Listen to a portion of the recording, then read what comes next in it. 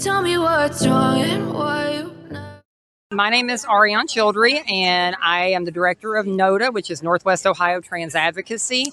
We have people coming from all over the 84th District and outside to just come here and protest HB 245, the Ohio drag ban. And the biggest message that we're trying to send is that when you want to export your hate statewide, we're going to bring the protest local. And so no more slipping out in Columbus and going back to your home districts and not having to deal with it. We're going to be there because we're part of these communities and we deserve to be treated equally as a part of the community. Right, and also, sometimes when people reference drag shows, they talk about children. I know that's a sore spot in the community as far as whether or not those performances actually have anything to do with children. Yeah, and in these cases, we haven't seen any, quote, drag shows for children. We've seen public drag shows, which, just like any artist, if you go to a comedy show, would I tell you that every comedy show is appropriate for children? Absolutely not. I grew up on Richard Pryor during that era. I would never encourage anyone's children. But we also have Robin Williams going in, that did movies that were geared and family friendly. So it's the same thing with drag. Drag artists in bars, you might see something from a bar that's risque, and that's fine because it's in a bar where you've got an ID to get in. But just like any artist, they know how to tailor their message, tailor their performance for their environment. So when we have them out here, under most cases, I can tell you they are wearing more clothing than the vast majority of us out here. Lord help them, because I'm sweating through just right now.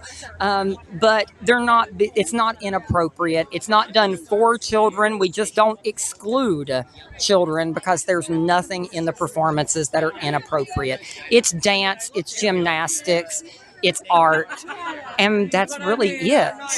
So that's kind of the point here. I think people are conflating things and trying to make it. When they talk about inappropriate, I think when we boil it right down, what they really find inappropriate when we get to it is it's a man in a dress.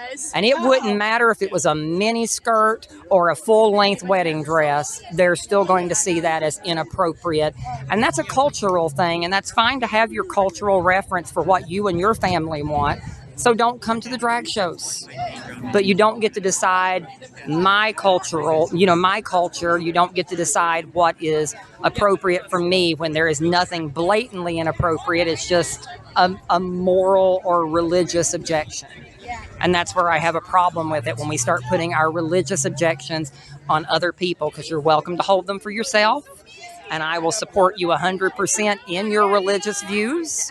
I've always said that if the government were saying we're going to demand that churches, do gay marriages, they would have the weirdest ally known to man, because while I would absolutely think that church was bigoted, I would stand and protest right alongside them.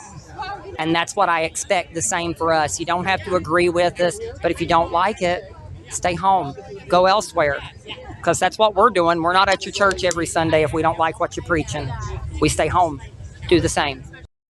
I fully support the First Amendment right to peacefully protest. This legislation has one simple goal: protecting children from seeing obscenities in public spaces. Drag performances in the public parks were the catalyst that triggered this bill, but it applies to all obscene acts regardless of who's performing them. This legislation makes no restrictions on adult activity and does not target someone who cross-dresses. This bill is about adult performances and adult imagery, obscene performances in the presence of minors. There are adult establishments for these performances where adults can go and enjoy them. It's very concerning that this protest is objecting to a bill that protects impressionable children from adult sexualized performances which are obscene. This legislation will return our society to one that protects the innocence of children.